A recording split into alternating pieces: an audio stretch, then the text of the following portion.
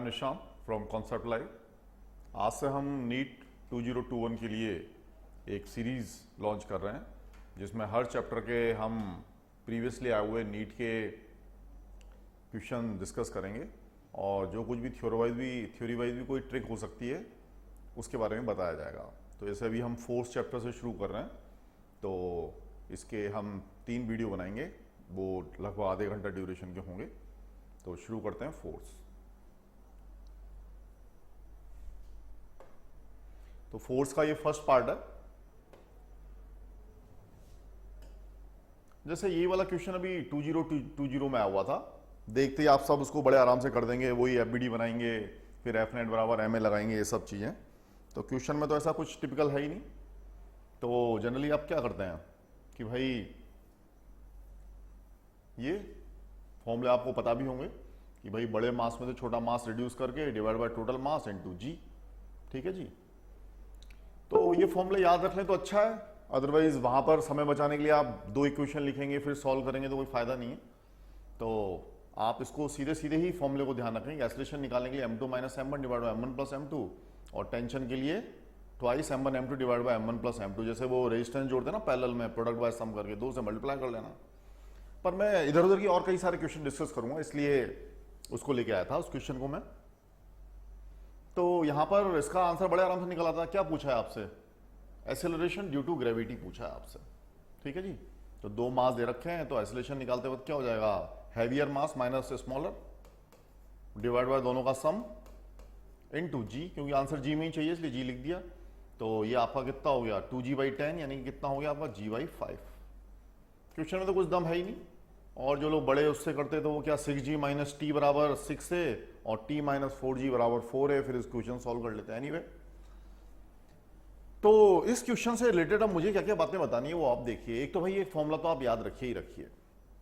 दूसरी बात कि मान लीजिए वो जो आपको दिखाया हुआ है पुली एंड मास सिस्टम, वो पुली ही ऊपर की तरफ एक्सेलरेट हो जाए।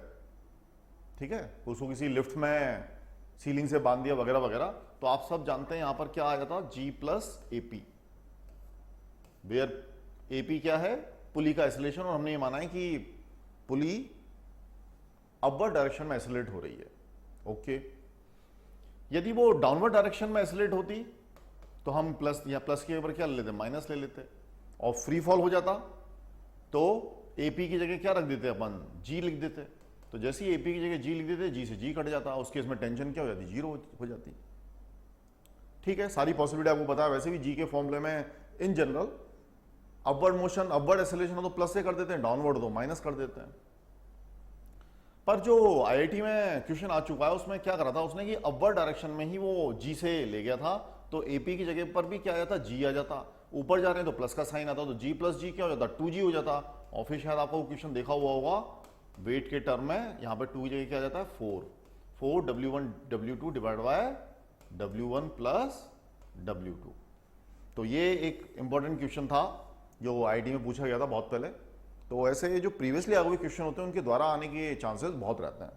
तो क्या था क्वेश्चन? वही कि पुली को आप अपवर्ड डायरेक्शन में G एक्सेलरेशन से ऊपर ले गए थे, तो बस A की जगह G लिख दिया, G प्लस G 2G हो गया, 2 2 जब 4 हो गया। इस तरीके से ये आपकी कहानी खत्म हो गई। अब इसमें और क्या क्या सीखा जा सकता है ये देखिए जरा। वही पुली से लटके हुए 2 मासेज हैं और पुली के सेंटर को हमने एक स्प्रिंग से जोड़ दिया और स्प्रिंग बैलेंस की रीडिंग पूछी है। तो स्प्रिंग बैलेंस की रीडिंग जनरली किस में होती है? केजी में ही लेते हैं अपन। तो जो 4 ऑप्शन आते हैं उसमें ऑब्वियसली केजी में रीडिंग होती है। तो क्या होगा भाई? ये टेंशन T निकालना तुमको आता है, तो ये टेंशन T निकालना आता है तो वो क्या है? वही twice m1 m2 divide by m1 plus m2 into G। बस यहां तक याद रखें। तो वो टेंशन यहां का T आ जाएगा, सॉरी ये टेंशन कहां का आएगा? इस जगह का। तो ये T और ये T, तो ये आपका क्या हो जाएगा? 2T हो जाएगा। तो स्प्रिंग बैलेंस की रीडिंग क्या होगी? 2T होगी। ये रहा। तो स्प्रिंग बैलेंस की रीडिंग 2T, और क्योंकि स्प्रिंग बैलेंस केजी में रीडिंग देता है तो G भी हटा देंगे। तो कुल मिलाकर स्प्रिंग बैलेंस की रीडिंग इस केस में twice m1 m2 divide by m1 plus m2 जब ये करेंगे तो 4 2 8/3 kg आपका आंसर आ जाएगा। तो ये क्वेश्चन बताना मेरा पर्पज नहीं था, पर इससे आसपास जो कुछ भी कॉन्सेप्ट बताए जा सकते थे वो सब मेरा पर्पज था। अब आगे देखिए,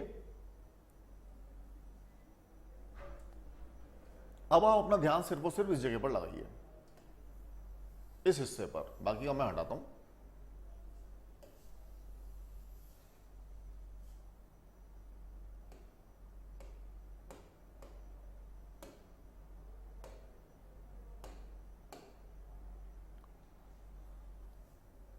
तो इस हिस्से में आपको क्या दिखता है कि एक पुली है जिसका सेंटर एपी एसिलेशन से ऊपर की तरफ जा रहा है और दो मासेस लटके M1 M2 जिनको कि ग्राउंड से एब्सोल्यूट एसिलेशन क्या है उसका A1 और इसका है A2। तो इन तीनों का रिलेशन भी आपको याद रखना चाहिए।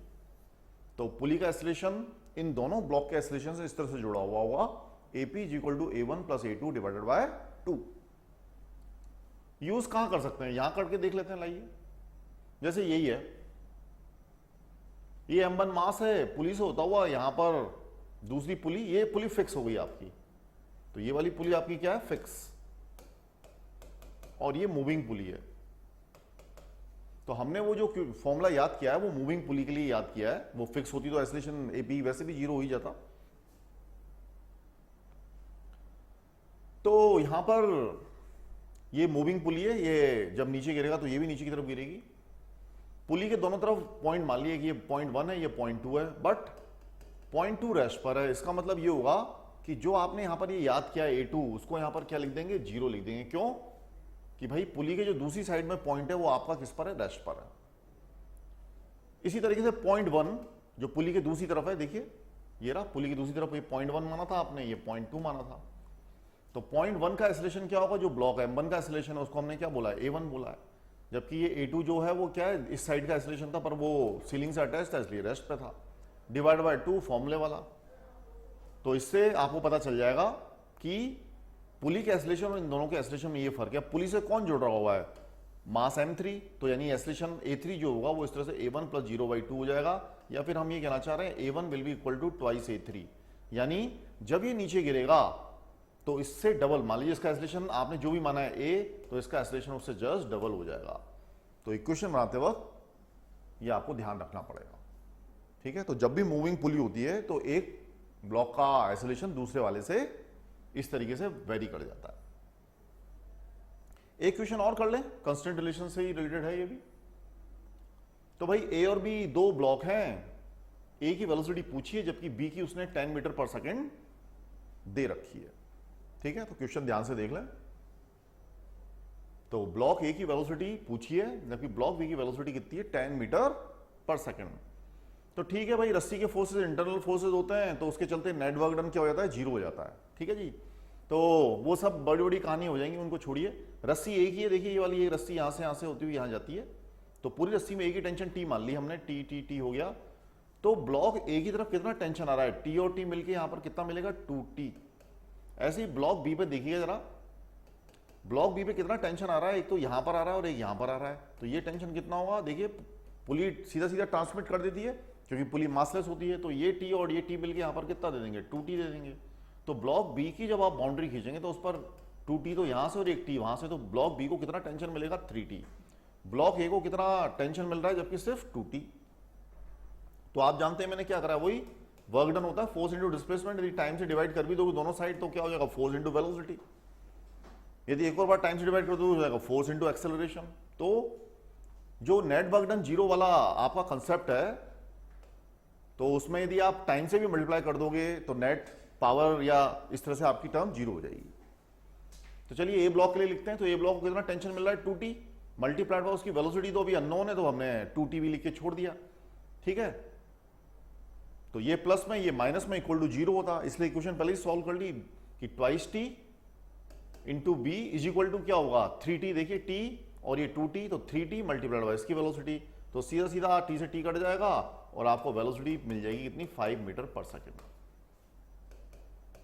तो ये शॉर्टेस्ट तरीका रहता है, सीधा सीधा एक ब्लॉक का टेंशन और वेलोसिटी का प्रोडक्ट दूसरे ब्लॉक की टेंशन इंटू वेलोसिटी के प्रोडक्ट के बराबर कर दें, क्योंकि टेंशन एक इंटरनल फोर्सेज होता है। तो इस तरीके से क्वेश्चन तो बहुत आसान था, पर इससे जुड़ी और भी जो सब बातें थी वो हमने यहां पर की हैं।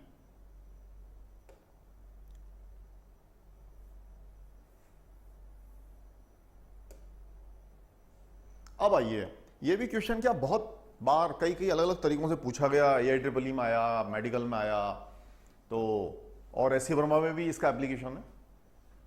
तो मैं इसको जरूरी समझता हूँ। इससे रिलेटेड 2 क्वेश्चन अभी अपन करेंगे, आप क्वेश्चन जब तक ठीक से पढ़ लें। ये नीट 2018 में आया वैसे, बाकी पहले AIEEE में भी आ चुका था, एससी वर्मा में भी दे रखा है। तो एक कोई ब्लॉक है जो कि स्मूथ वेज ये कहलाता है ऑब्वियसली, और ये ब्लॉक है, स्मूथ है, यानी फ्रिक्शन की तो बात खत्म ही कर दी है उसने। अब इस वेज को इधर एसिलेशन दिया गया, तो जैसे ही वेज को इधर एसिलेशन देंगे तो आप भी जानते हैं ब्लॉक इसको बोल रहे हैं, इस पर सूडो फोर्स किधर लगेगा, पीछे की तरफ, ठीक। तो जैसे ही सूडो फोर्स बैक साइड में लगेगा, तो to keep this block stationary respect to wedge, यानी वेज पर देखने से हम देखेंगे कि वेज के साथ ही हमेशा यहां पर स्टेशनरी रहता है। मतलब जैसे कोई फेविकोल लग गई हो ब्लॉक और वेज के बीच में, भले ही ब्लॉक ये वेज चल रहा है आपका, बट वेज के रिस्पेक्ट में ब्लॉक नहीं चल रहा, यानी कभी भी वेज आगे बढ़ेगा तो ब्लॉक उसके साथ साथ उसी जगह पर बैठा रहेगा। जैसे होता नहीं किसी बस के ऊपर, बस की छत पर पैसेंजर बैठ जाते हैं, वैसी स्थिति है ये। तो बस भले ही चल रही है तो बस के साथ पैसेंजर भी चल रहे हैं, बट बस और पैसेंजर के बीच में रिलेटिव मोशन नहीं हो रहा है, वो ये सिचुएशन है। एनीवे, क्वेश्चन अब तक आपने पढ़ लिया होगा। तो ये नीचे गिरना भूल गया, ये ब्लॉक नीचे गिरना भूल गया। क्यों भूल गया? क्योंकि उसमें इस डायरेक्शन में, यानी जिधर मोशन की पॉसिबिलिटी थी, भाई इधर तो मोशन वैसे भी नहीं होना था क्योंकि हार्ड सरफेस है तो नॉर्मल आ जाता, और कुल मिला के इस डायरेक्शन में एक्सेलरेशन वैसे भी नहीं होना था। तो मोशन की पॉसिबिलिटी सिर्फ इधर थी। तो किस वजह से थी कि भाई इस तरफ क्या लग रहा है आपका mg sin थीटा, वेट के कॉम्पोनेंट की वजह से नीचे जाना चाहता था, तो उसे रोक कौन रहा है, ये तो एंगल थीटा हो जाता। तो ma का यानी सूडो फोर्स का कॉस कॉम्पोनेंट थीटा की तरफ कॉस जाता है, सीधी बात है। तो इसका कॉस थीटा कॉम्पोनेंट इसको रोक रहा है, दोनों को बैलेंस कर दे रहे हैं, जो मैंने यहां पर दिखाया हुआ है, ये लीजिए। तो A बराबर आपका आ जाएगा g tan थीटा। बहुत कॉमन क्वेश्चन है, पर इतनी बार पूछा गया कि कहीं भी इसके द्वारा आने के चांस है, क्योंकि कम टाइम है, आधे घंटे में हम और क्या कर सकते हैं। भाई प्रीवियस ईयर के आए हुए कोई क्वेश्चन जो हैं उनमें से कोई भी रिपीट हो जाएंगे तो आपका बहुत बेनिफिट हो जाएगा।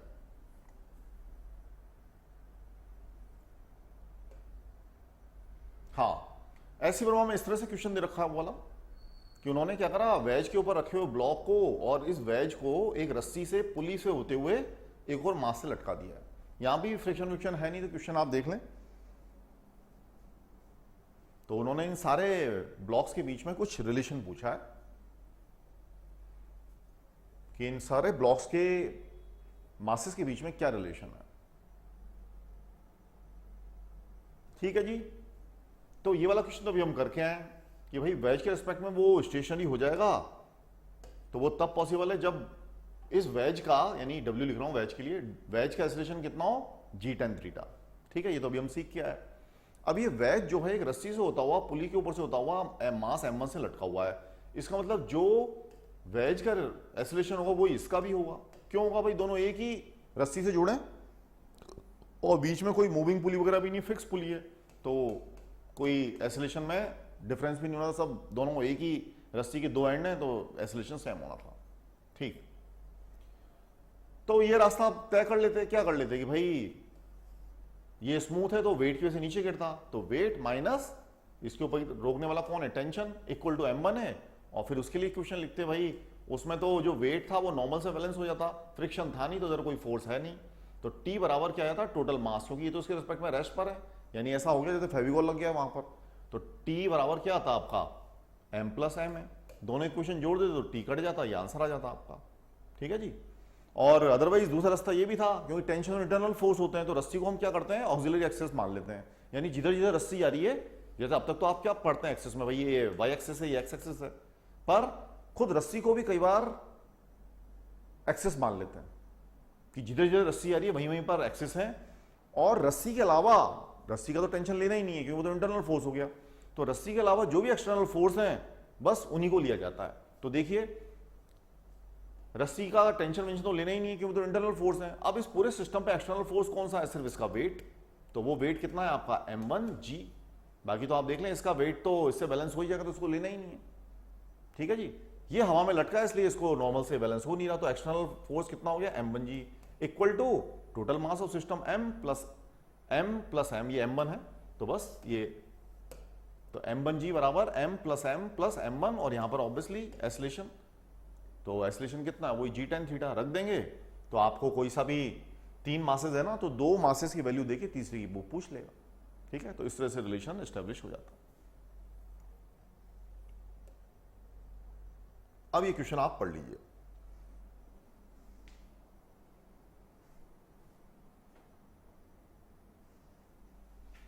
तो ये नीट 2017 का आया वो क्वेश्चन है।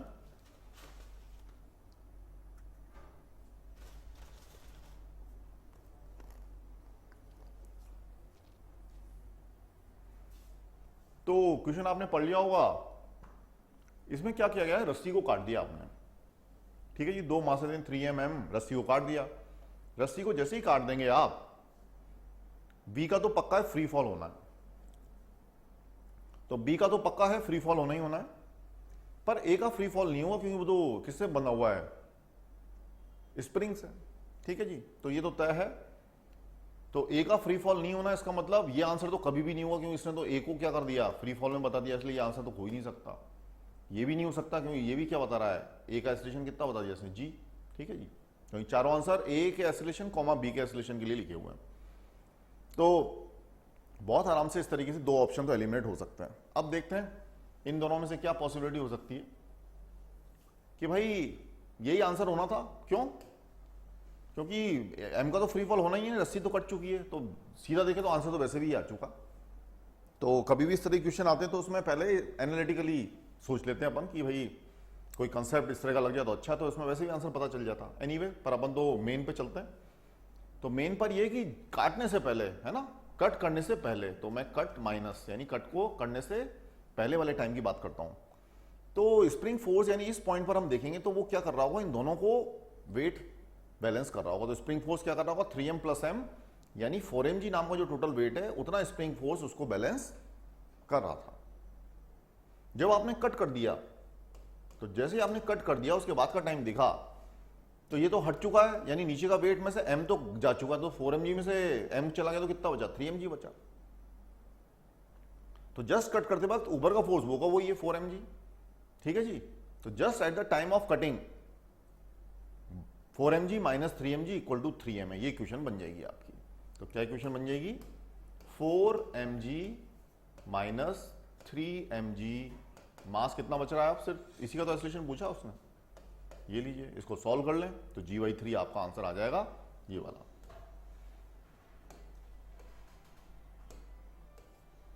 तो इस तरह से इस क्वेश्चन को सॉल्व ना भी करते तो भी आंसर पता चल रहा है। जैसे बहुत सारे क्वेश्चन होते हैं, कई बार हिट एंड ट्रायल या थोड़ा सा जब आप बहुत सारे क्वेश्चन देख लेते हैं तो आपको पता चल जाता है।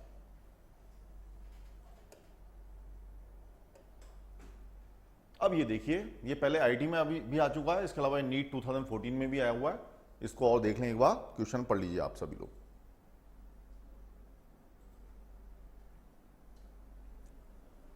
तो m मास का बलून पहले तो ए एस्लेशन से नीचे जा रहा है। ठीक है, एस्लेशन की वैल्यू g से कम है, अच्छा किया। अब उसमें से कितना मास हटा दें जिससे कि अब ये नीचे आने की बजाय ऊपर की तरफ उतनी एस्लेशन से चलने लगे। ठीक, तो क्वेश्चन आपने पढ़ लिया होगा, पहले नीचे की तरफ जा रहा था, अब ऊपर की तरफ, बट एस्लेशन का जो मैग्नीट्यूड है वो सेम है, डायरेक्शन भले बदल गई। मैं इसमें कहना चाह रहा हूं, बलून उसने जैसे ही वर्ड दे दिया, आइडियल क्वेश्चन है, तो इसका मतलब वो बॉयंट फोर्स के बारे में सोच रहा है, क्योंकि बलून जो है वो हवा के अंदर होगा और बलून के अंदर कोई हल्की गैस भरी हुई होगी। ठीक है, तो वो एक हैवी बलून है, बहुत बड़ा, तो ये ऊपर उठने की टेंडेंसी रखता ही है बॉयंसी की वजह से, पर शुरू में उसमें काफी ज्यादा वजन था तो बेचारा नीचे की तरफ जा रहा था, फिर आपने वो कुछ मास हटा दिया। अब पूरे क्वेश्चन में भले आपने मास हटा दिया, फेंक दिया, फिर भी मैं ये मान के चल रहा हूं कि भाई वॉल्यूम ऑफ बलून सेम है और मीडियम भी सेम है। फिजिक्स में वाकई में ऐसा होता है, कई बार हम प्री अज्यूम करके मान लेते हैं, क्योंकि अलग अलग मान लेंगे तो और ज्यादा दिक्कत हो जाएगी। इसने हालांकि क्वेश्चन में दिया नहीं था, ठीक है जी, पर मास इसमें से गिरा दिया, तब भी हम ये मान रहे हैं कि उसका वॉल्यूम जितना कि वो एयर डिस्प्लेस कर रहा था वो सारा वॉल्यूम अभी भी सेम है और मीडियम या उसकी डेंसिटी सब सेम है। चलिए इसको करते हैं क्वेश्चन शुरू। ये देखिए, ये पहली इक्वेशन बन गई है। कब भाई, जो बलून है जब वो नीचे की तरफ ए एस्लेशन से गिर रहा था तब उसका मास हमने कितना माना था, m, और मीडियम की वजह से बॉयंसी कितनी लग रही थी, बी, तो M G minus B is equal to M A. ठीक है जी, तो नीचे की तरफ गिर रहा है तो नीचे वाला फोर्स बड़ा हो गया, weight minus buoyancy equal to M A. अच्छा, अब आपने क्या करा, ये तो नीचे आने वाले की क्वेश्चन थी, अब ऊपर जाने वाले की बतानी है आपको। तो ऊपर जाने वाले केस में आपने क्या करा, एक्स आपने उसमें से गिरा दिया, एक्स मास आपने ड्रॉप कर दिया, तो एम में से एक्स गया तो कितना बचेगा, एम माइनस एक्स। तो ये एम माइनस एक्स अब किधर जा रहा है, ऊपर की तरफ। बॉयंसी तो हमने वो की वही मानी है जो पहले थी, बस वेट में कमी आ गई, तो एम माइनस एक्स इंटू जी, तो ऊपर की तरफ जा रहे हैं तो ऊपर वाला फोर्स बड़ा हो गया, तो प्लस बी माइनस बचा हुआ मास, मतलब बचा हुआ वेट, क्योंकि एक्स तो आपने हटा ही दिया उसमें से, इज इक्वल टू बचे हुआ जो आपका मास है उसका एक्सेलरेशन। ये लीजिए, दोनों इक्वेशन को जोड़ लें, बी से बी कट ही जाएगा, एम जी से एम जी कट जाएगा, ये आपका एक्स जी बराबर ये टर्म आएगी, एक्स को उधर ले जाएं तो एक्स कॉमन लेके ए प्लस जी, जो फाइनली नीचे की तरफ। तो क्वेश्चन तो आसान ही है, पर इसमें बॉयंसी का कहीं जिक्र नहीं किया, ये नहीं किया, ये सब आपको थोड़ा सा सोचना पड़ेगा। तो एक बार फिर से क्वेश्चन देख लें। तो पहले वो नीचे जा रहा था, अब वो ऊपर की तरफ जा रहा है। अब अगला क्वेश्चन ये देख लें, फिर से वही है, वेज के ऊपर रखा हुआ ब्लॉक जो है वो स्लिप नहीं कर रहा। ये आपका नीट 2004 में आया हुआ है, पहले एएपीएमटी कहते थे इसको। तो force exerted by the ways, तो लैंग्वेज थोड़ी सी बदल गई है। इससे पहले हमने क्या निकाला था, acceleration of ways so that block does not fall down. अब की बार एक्सेलरेशन नहीं पूछा था, force exerted by the ways on the block. तो क्वेश्चन अच्छे से देख लें, मैं इसका सॉल्यूशन अब आपको बताता हूं। भाई मैं इसमें ये कहना चाह रहा हूं, फोर्स निकालना है वेज की वजह से, मान लो तो वेज यहां पर क्या दे रहा है इस ब्लॉक को, पक्का नॉर्मल फोर्स दे रहा है सिर्फ। वेज ना होता तो नॉर्मल भी ना होता, तो हमें एक्चुअली इस केस में क्या करना है, नॉर्मल निकालना है, क्योंकि ये वेज है ये ब्लॉक है। ठीक है जी, तो ये जो नॉर्मल की वैल्यू वो जरा देखिए क्या कैसे निकलेगी, कि भाई एक तो ब्लॉक का अपना वेट होगा, उस वेट का component MG cos theta, weight तो इधर लग रहा होगा, तो एमजी का कंपोनेंट इधर किधर चला गया, एमजी कॉस थीटा। दूसरी बात, ये अपना इधर कुछ ए एक्सेलरेशन से जा रहा है और वो हमको पता ही है, थोड़ी देर पहले हम निकाल चुके हैं। ठीक है, ये थोड़ी देर पहले हमने निकाला ही था कि ब्लॉक जो है वो रेस्ट पर है रिस्पेक्ट टू वेज, तो उस केस में वेज का एक्सेलरेशन कितना होता है, जी टेन थीटा। ठीक है जी, इसको याद ही रखिए, अच्छा रहेगा। तो जब वेज इस तरफ जा रहा है इतने एक्सेलरेशन से, तो सूडो फोर्स लगेगी ब्लॉक पर एम ए, तो सूडो फोर्स का भी एक कंपोनेंट इधर आ जाएगा। अब ये थीटा है तो ये 90 माइनस थीटा हुआ, जिससे एम ए का इधर क्या कंपोनेंट आएगा, एम ए साइन थीटा। इसका मतलब ये हो गया नॉर्मल फोर्स इस डायरेक्शन में किस से बैलेंस हो रहा है, M ji cos theta plus M A sine theta. ठीक है जी, तो दो फोर्सेस को बैलेंस कर रहे हैं, जहां पर ए की वैल्यू कितनी रखनी है आपको, जी टेन थीटा रखनी है, तो इस ए की वैल्यू में जी टेन थीटा रख के जरा देखिए आप इक्वेशन, तो ए की जगह तो जी टेन थीटा लग दिया, यानी टेन थीटा को फिर से sine theta by cos theta, और पीछे साथ में एम जी कॉस थीटा। फिर एलसीएम ले लिया one, sorry cos theta LCM आ जाएगा, कॉस थीटा ले लिया आपने, और ऊपर साइन स्क्वायर थीटा, और ये कॉस थीटा उसको जाके स्क्वायर कर देगा, फिर ये सब मिलके वन हो जाएगा। अल्टीमेटली आंसर आपका क्या आएगा, m g divide by cos theta. तो आप गौर करिए, a equal to g tan theta पे अभी अभी में अपन ने तीसरा क्वेश्चन किया है कम से कम। ठीक है जी, तो वो a equal to g tan theta यानी कि when the block does not move on the wedge या रिस्पेक्ट टू वेज, तो a equal to g tan theta काम का रिलेशन होता है, वो कहीं ना कहीं आपको किसी ना किसी क्वेश्चन में यूज करने को मिल जाएगा। देख लीजिए, तो ये अब दूसरा क्वेश्चन हो चुका है।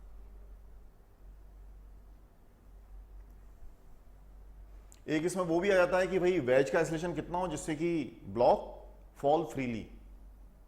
ठीक है जी, तो एक उसमें वो भी क्वेश्चन होता है, तो यही एप्लीकेशन में लगाते जाए। अब आ जाइए रस्सी पर जो मंकी चलता है, ठीक है जी, और रस्सी की टूटने की ब्रेकिंग स्ट्रेंथ या टेंशन देता है, ये देखिए जरा। तो मंकी का मास कितना है, 20 kg।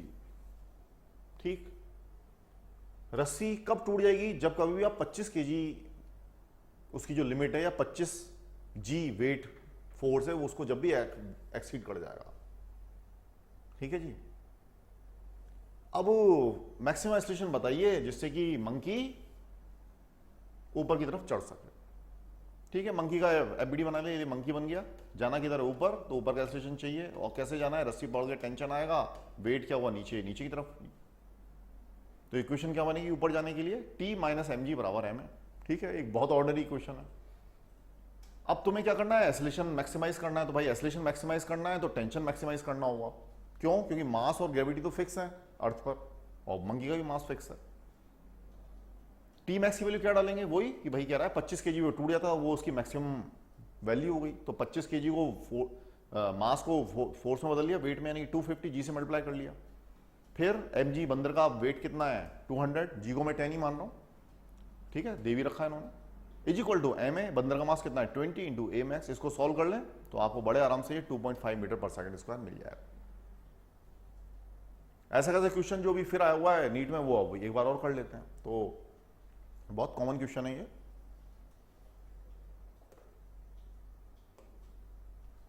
ये देखिए, ये भी मंकी का, ये 1993 में आया था बहुत पहले, इसको भी आप ठीक से पढ़ लें। वैसे वैसे कंसेप्ट है, बस इसमें नीचे की तरफ जा रहा है, नीचे की तरफ जा रहा है, तो यानी कि वेट माइनस टेंशन इक्वेशन बनेगी। तो इसको आप देख लें, फिर मैं इसको सॉल्व करता हूं।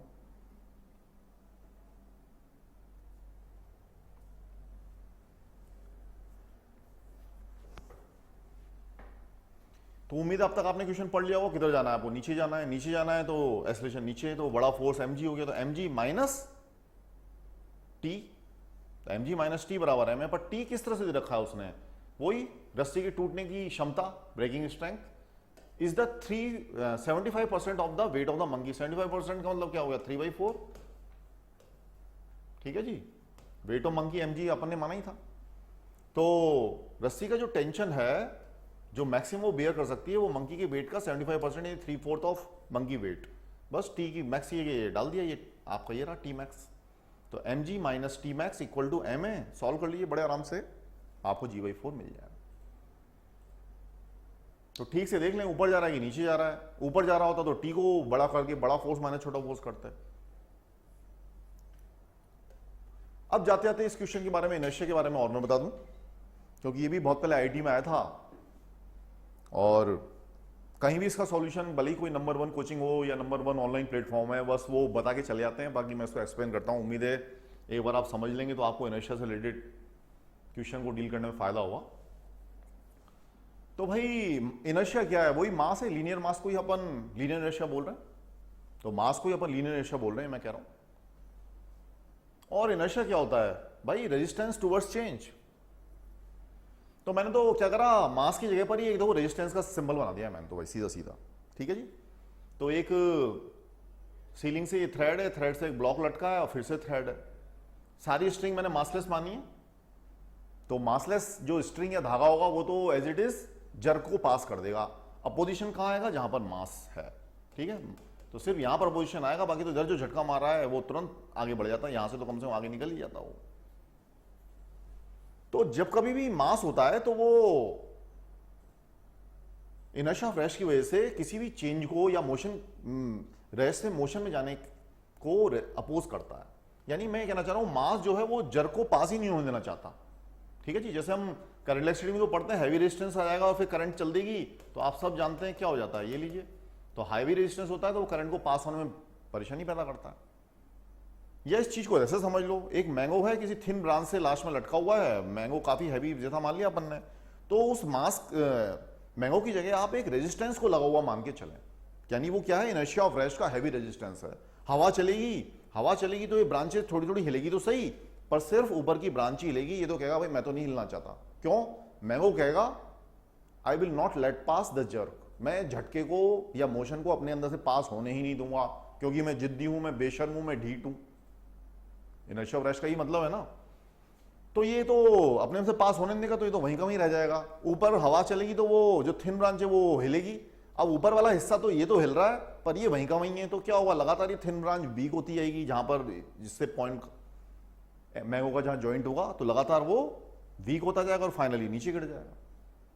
वो को भी कंसेप्ट आप यहां पर लगाए कि भाई ये कह रहा है कि मैं बहुत जिद्दी हूं, मैं ढीठ हूं, इनर्शिया ऑफ रेस्ट की वजह से I will not let pass any jerk. तो जैसे ही ए पर आप झटका देंगे, झटका देखिए तेरा झटका लगी गया, जैसे ही ए पर झटका देंगे तो वो झटका यहां से यहां तक तो इजीली ट्रेवल कर जाएगा, क्योंकि मासलेस है। मासलेस होने में उसको इनर्शिया ऑफ रेस्ट से कोई मतलब ही नहीं होता। तो झटका आपका यहां तक तो पहुंच जाएगा, पर ये फिर से कह देगा मैंगो की तरह I will not let pass the jerk. तो वो जर्क एक्चुअली उधर पहुंच ही नहीं पाएगा। जर्क क्या होता है, बहुत स्मॉल इंस्टेंट का फोर्स है, तो वो उधर पहुंच ही नहीं पाएगा, उससे पहले बस बी से टूट जाएगा। तो बस मेरा आंसर ये है, बी कहां पर है, इस जगह पर है बी, तो बी से टूट जाएगा बस। तो मैंने इसको एक्सप्लेन करने की कोशिश की है, आईटी में आया क्वेश्चन है, सारे कोचिंग जो भी नंबर 1 नंबर 2 उनके मॉड्यूल में भी ये है, इसलिए मैं इसको डिस्कशन करना बहुत अच्छे से समझता था। हाँ, पर यदि तो इसका तो आंसर हो चुका, तो ये बी से टूट जाएगा क्योंकि जर्क वहां तक पहुंच ही नहीं पाएगा, क्योंकि ये रेजिस्टेंस की तरह काम करेगा, it will not let pass the jerk. ठीक है जी। हाँ, पर यदि स्लोली कर दें आप, है ना, स्लोली पुलिंग, तो स्लोली पुलिंग वाले केस में क्या होता है, वो इजीली फिर वो जो पुलिंग फोर्स है वो धीरे धीरे इसको भी एग्री करते हुए, राजी करते हुए वो फोर्स धीरे धीरे उधर पहुंच जाता है, फिर वो डी से टूट जाएगा। तो डी से कब टूटेगा, स्लोली स्लोली पे, जबकि जर्क से कहां पे टूटेगा, वो बी से टूटेगा।